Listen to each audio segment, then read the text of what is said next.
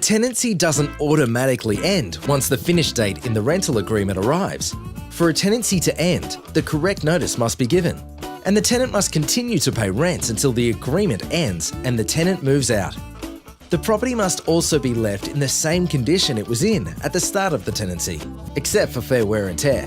No, fixing your motorbike in the lounge room is not fair wear and tear. It's a good idea to check the special terms of the tenancy agreement, as the tenant may need to organise things like carpet cleaning or pest control. If the tenant decides to leave early, they're responsible for compensating the owner or manager for lost rent until another tenant can be found, or until the tenancy officially ends. The tenant may also be responsible for other costs, such as advertising the property for rent. But the owner or manager has to minimise the costs as best they can.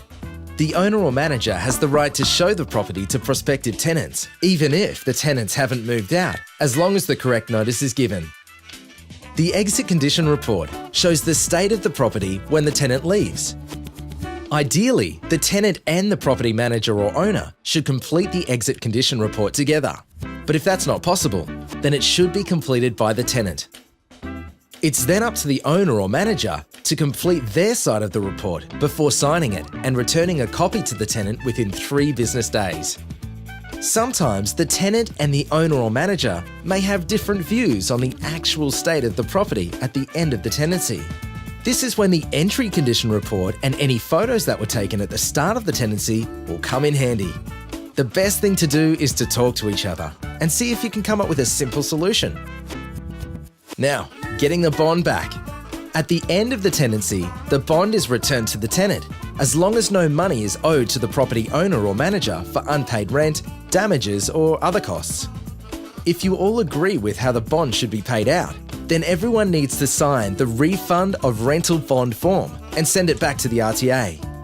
The RTA will pay out the bond as you have asked within a few days. If you don't agree, the tenant or owner can still submit the bond refund form. The RTA will then send the other person a notice of claim and a dispute resolution request. If this happens, there are strict timelines to stick to that may affect how the bond is paid out. Check the website for more details. So, just to recap, to ensure the tenancy ends on good terms, tenant should give the correct notice if you wish to move out, pay rent until the end of the tenancy, return the home to the same condition it was in at the start of the tenancy, and get your bond paid directly to your Australian bank account by giving the RTA your bank details. It's the quickest and safest way to get a bond refund. Property owners or managers should give the correct notice to extend the tenancy or to end the tenancy. Be sure to conduct the exit condition report thoroughly and check you have all the correct keys returned. Be sure to talk with the tenant about any concerns you have about the state of the property at the end of the tenancy. And keep all paperwork relating to the tenancy for 1 year after the tenancy agreement has ended. The RTA is here to help. Visit us online or call us on 1300 366 311.